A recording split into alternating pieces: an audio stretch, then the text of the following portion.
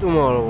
इस मूवी की शुरुआत होती है दिसंबर 2022 से। Biology teacher and ex military officer Dan Forrester जो प्लानिंग कर रहे होते हैं अपनी ड्रीम जॉब के लिए, मगर अनफॉर्चुनेटली उनने डीन की जगह पर किसी और को रख लिया। फोन पे रिजेक्शन के बाद डैन निराश होकर अपनी फैमिली के साथ टीवी पर फुटबॉल फाइनल का मैच देख रहा था। फिर तभी अचानक स्टेडियम के अंदर एक बम होल खुल गया और तभी अचानक उसमें से फ्यूचर्स के सोल्जर्स बाहर आए। फिर सोल्जर्स ने 2022 के बंदों को चेतावनी दी कि फ्यूचर में वाइट स्पाइसिक नामक एलियन पूरी धरती को तबाह करने वाले हैं। 2051 की इस लड़ाई में फ्यूचर्स के लोगों को मदद की ज़रूरत है, इसलिए मदद के लिए वो 2051 से 2002 में आए हैं। ये बात सुनते ही दुनिया भर की गवर्नमेंट्स ने आर्मी वालों को इकट्ठा करना स्टार्ट कर देते हैं और फ्यूचर में भेज दिया। और टाइम जंपर्स में जाने वाले सिर्फ 30% लोग ही वापस आ पाते थे, लेकिन सोल्जर्स की कमी के कारण ना चाहते हुए गवर्नमेंट्स उनको आम सिविलियंस को भरना पड़ा। मगर रेंडमली बंदे को चुनने के लिए वो 30 साल के अंदर मरा होना चाहिए, ताकि कोई सोल्जर टाइम जंप लेने के बाद अपने फ्यूचर वर्जन से मिलके कोई पैराडॉक्स क्रिएट ना कर दे। तो सारे सोल्जर जिस टाइम में ट्रेवल कर रहे हैं उस टाइम से पहले ही इन लोगों की मौत हो चुकी है। यही लॉजिक फ्यूचर से आए हुए बंदों पे भी अप्लाई होता है, तभी वो इतने यंग लग रहे हैं। इनमें से अभी तक कोई भी 2022 में अभी तक पैदा ही नहीं हुआ। पास्ट के सोल्जर अपने फ्यूचर वर्जन से नहीं मिल सकते और फ्यूचर के बंदे अपने पास्ट के बंदे से नहीं मिल सकते। मुझे पता है आप लोग क्या सोच रहे होंगे कि अगर टाइम मशीन बनी चुकी है तो जिस दिन एलियन लैंड हुए थे उसी दिन पे जाकर उन सबको ख़त्म कर दो ना। मगर छोटे थाइनोस को मारने वाला लॉजिक। मगर किसी को यह नहीं पता था कि एलियन कहाँ पर लैंड हुए। वह उनका तो अचानक सा अटैक हुआ था रशिया में, वो तेज़ी से बढ़कर सारी दुनिया में फैल गए। फिर वहाँ पे एक सोल्जर समझाता है कि ये टाइम ट्रेवल मशीन सिर्फ आपको 2022 से लेके 2051 तक ही छोड़ सकती है, इसके बीच में वो कहीं पे नहीं रोक सकते। इसलिए ये 2022 से 2051 तक लेके जा सकती है बंदे, वहाँ से 2022 में ला सकती है। वो सारे सोल्जर्स के हाथ में एक रिस्ट वैसी चीज़ बनाई जाती है जिससे ही वो टाइम में आगे से पीछे आएंगे गाइस। और ये बेंच 7 दिन के लिए प्रोग्राम होते हैं और 7 दिन तक आपको काम करना पड़ता है और 7 दिन बाद अगर आप जिंदा बचे तो ये आपको वापस लेके आता है। और जब डैन बायोलॉजी क्लास ले रहा होता है उसके फ़ोन पे एक मैसेज आता है कि उसको फ्यूचर में जाने का उसका टाइम आ चुका है। इसके मुताबिक 7 साल के अंदर डैन मर जाएगा। और एक बार आपके लिए फ्यूचर्स में जाने का मैसेज आ गया तो वहाँ से कोई भी बच के नहीं निकल सकता, वो आपको ज़बरदस्ती फ्यूचर में भेज ही देंगे। मगर लकीली डैन के पापा ही निकाल सकते थे, मगर क्या कहते हैं, क्योंकि बाप बेटे में हमेशा ही लड़ाई रहती है, उन दोनों के बीच कभी नहीं बनती। इसके कारण डैन उनके पास जाता है, मगर वहाँ पे वो झगड़ा करके वापस आता है। और जब डैन घर जाता है तो वो अपने परिवार वालों को समझाता है कि मेरे को फ्यूचर का सिक्योर करना है तो मुझे जाना ही पड़ेगा, एक तुम्हारे उजले भविष्य के लिए। और जब वो जंप के लिए जाता है तो वहाँ पे उसको बहुत सारे लोग दिखते हैं, जिनमें एक बंदा रहता है जो 2 बार पहले जंप करके आ चुका होता है और वो अपनी तीसरी बार की प्लानिंग कर रहा होता है। और जभी डैन को एक बंदा मिलता है जिसका नाम रहता है चार्ली, और जो बंदा 3 बार जंप करने जा रहा होता है वो 6 महीने के अंदर कैंसर से मरने वाला होता है। और वो सोचता है मैं अपने खुद की पाई हुई मौत मरूंगा, मैं किसी के मुताबिक नहीं मरूंगा। इसलिए वो फ्यूचर में बार बार जाता रहता है और वो हर बार एक एलियन को मार के उसकी निशानी लेके आ जाता है कि उसको याद रहे कि मैंने कितने उनको मारा है। सारे ग्रुप के लोगों को 2 ग्रुप में बांट कर फ्यूचर में भेजा जाता है। और मशीन में गड़बड़ी होने के कारण जब वो जंप ले रहे होते हैं तो थोड़ी सी गड़बड़ हो जाती है, जिसके कारण उनकी लैंडिंग पोजीशन चेंज हो जाती है तो वो बहुत ऊपर से गिरने लगते हैं, जिसके कारण बहुत कम बंदे बचते हैं। और हमारे हीरो स्विमिंग पूल में गिरते हैं, जिनके कारण वो बच जाते हैं। कुछ 21-22 बंदों की टीम बचती है गाइस, और वहाँ पर जाके उनका पूरा मिशन चेंज हो गया था गाइस। अब उन्हें वहाँ की आखिरी साइंस लैब बची थी, उसमें से आकर उन्हें कुछ लिक्विड्स लेके आने थे और उनको कमांडर फॉरेस्ट के हाथ में देना था। और इस मिशन में थोड़े ही लोग बचते हैं और लकीली इसमें हमारे हीरो डीन फॉरेस्टर बच जाते हैं। और जो बंदे को कैंसर होने वाला था वो भी बच जाता है और एक उनका दोस्त चार्ली बच जाता है। बस ये 3 ही उस मिशन में कामयाब हो पाते हैं, बाकी सारे उनकी तय हो जाती है गाइस। जब वो कमांडर के पास जाता है तो उसको पता चलता है वो कमांडर और कोई नहीं, उसकी लड़की है जो 30 साल बड़ी हो चुकी है। और डैन को ये देख के उसके ऊपर बहुत गर्व हुआ। मगर यहाँ पे कोई मेल जवाब वाली सीन नहीं है गाइस, क्योंकि दुनिया खत्म होने वाली है, यहाँ पे अभी कुछ होने नहीं वाला।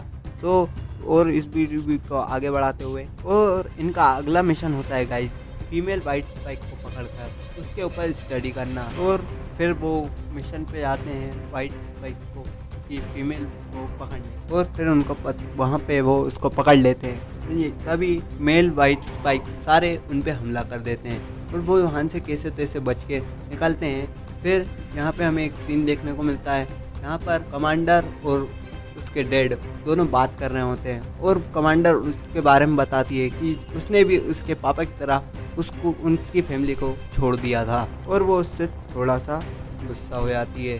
और वो बताती है उसने उसके डैड को आखिरी बार कार एक्सीडेंट के बाद आईसीयू में देखा था, यहाँ पे वो मरने वाला था। मगर डैन को इस बात पे यकीन नहीं होता कि उसने उसकी फैमिली को उसके पापा की तरह छोड़ दिया, और वो किसी तरह से इस चीज़ पे विश्वास नहीं करना चाह रहा था। और फिर दोनों ने जाकर लैब में जाके फिर उसकी लड़की और उसके डैड ने आके रात भर रिसर्च करने के बाद उन्होंने फाइनली जो टॉक्सिन बना लिया जो फीमेल को मार सकता है। मगर उसको बताने के बाद भी इनके पास बहुत बड़ी दुविधा खड़ी थी कि वहाँ पर अब वो इतना सारा उनके पास टेक्नोलॉजी नहीं बची थी कि वो उस जहर का बहुत सारा प्रोडक्ट कर सके। तो वो उसके डैड को देती है, वो कहती है आप जाइए वहाँ पे जाके इसकी बहुत सारी क्वांटिटी बनाइए और वहाँ पे जब भी ये एलियंस आए उनको मार दीजिएगा। लेकिन अचानक ही फीमेल वाइट स्पाइक ने सारे मेल स्पाइक्स को बुला लिया था। सारे मेल स्पाइक्स उसके अंदर घुस गए और एक एक करके सबको मारने लग गए, और की संख्या गाइस इतनी ज़्यादा थी कि वो वहाँ पर रोक ही नहीं पाए। और इस मिशन के दौरान कमांडर को उसके डैड बचा नहीं पाए और वो टेलीपोर्ट हो जाते हैं पास्ट में, और वो वहाँ पे बेहोश हो जाते हैं। फिर उनकी आँख खुलती है एक हॉस्पिटल में, यहाँ पे उनके हाथ में टॉक्सिक रहता है, मगर कोई उन पे मानने को यकीन नहीं करता, क्योंकि वहाँ से फ्यूचर वालों से सारा पास्ट वालों बंदों का कॉन्टेक्ट टूट चुका होता है गाइस। और डैन अपनी फैमिली के पास चला जाता है, वो अपनी वहाँ पे लड़की के साथ बैठा रहता है और सोचता है अगर मुझे फ्यूचर बचाना है तो मुझे वाइट स्पाइक्स को मारना ही पड़ेगा। मगर किसी को नहीं पता होता है वाइट स्पाइक्स आए कहाँ से थे, वो कब लैंड हुए थे।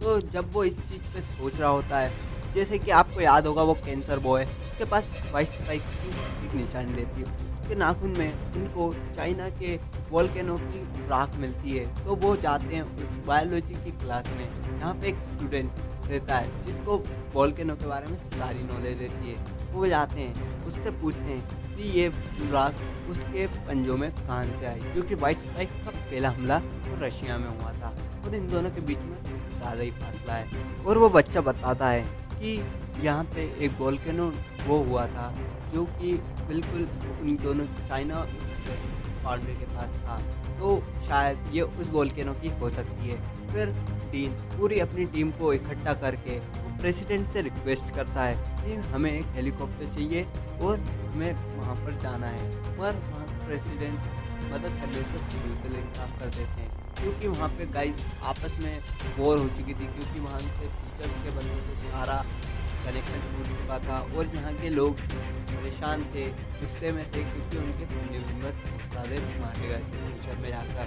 तो डीन सोचता है अब मुझे एक ऐसा पायलट चाहिए जिसके पास अपना पर्सनल प्लेन भी हो और जो हमें वो उस माउंटेन पे ले जा सके। वहाँ पे वो जाते हैं गाइस, फिर उसको याद आता है डीन को उसके डैड के बारे में। फिर वो उसके डैड से रिक्वेस्ट करता है, डैड से रिक्वेस्ट करने के बाद उसके डैड रेडी हो जाते हैं। फिर ये 7 जनों की या 8 जनों की गाइस टोली बना कर जाते हैं वाइट स्पाइक को मारने। जैसा कि गाइस आपको याद होगा डीन ने एक फ्यूचर सोल्जर को दिया था वो फॉर्मूला जिसका उनको प्रोटेक्शन करना था, तो वो फ्यूचर सोल्जर उनके पास आती है और उनको वो पूरे प्रोटेक्शन देती है, तो वो भी उनके साथ उस मिशन पे आती है। और ये गाइस चोरी छुपे वहाँ पर जाते हैं और ढूंढने लगते हैं। गाइस वहाँ पे रहती है पूरे में बर्फ़ ढकी रहती है, वो बर्फ़ ढकी रहती है और गाइस उन्हें पता चलता है ये एलियन और कहीं से नहीं हमारी अर्थ के अंदर से ही आए हैं, जब बर्फ़ पिघली तो वो उसके अंदर से खुद के बाहर निकल गए, और ये और कहीं से नहीं, वहाँ पे एक स्पेसशिप शायद क्रैश हुई होती है। जब वो उसके अंदर जाते हैं तो वहाँ पे पूरी बर्फ़ पिघल जाती है, तो वो उसके अंदर जाके देखते हैं तो वहाँ पे उनको दिखता है कि अभी ये सारे उनका बर्थ नहीं हुआ, तो वो धीरे धीरे इंजेक्ट करने लगते हैं सब में जहर। और जब वो जहर इंजेक्ट कर रहे थे उनमें से एक वाइट स्पाइक्स निकल जाते हैं और धीरे धीरे करके पूरे निकल जाते हैं। तो उनकी टीम के 2 बंदे बोलते हैं तुम लोग जाओ और जो जो बाहर भाग चुके हैं उनको मार दो। और गाइस ये कसम से एक एपिक मोमेंट था, आप प्लीज़ देखिएगा मूवी में। और वहाँ पे 2 जने पूरी शिप को उड़ा देते हैं। तो गाइस इस शिप को उड़ाने में उन दोनों की भी जान चली जाती है। और फिर डीन, उसके पापा और उसका दोस्त तीनों पहुँचते हैं एक वाइट स्पाइक्स जो भाग चुकी थी उसको पकड़ने के लिए।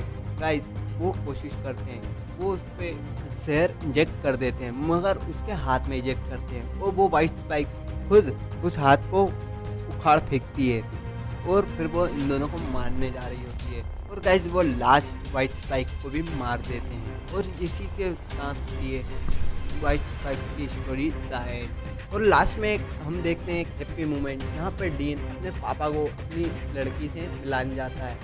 उसने उसकी पोती ने, जो आप जानते हैं कमांडर जो यंग है अभी, उनको उसके दादा को पहली बार देखने को मिलता है। ये होता है एक हैप्पी मोमेंट और इसी को देखने के बाद हो जाती है हमारी मूवी एंड। तो गाइस इस वीडियो का एंड करते हैं यहीं पर। अगर आपको वीडियो अच्छी लगी है तो लाइक कर दीजिएगा और शेयर कर दीजिएगा अपने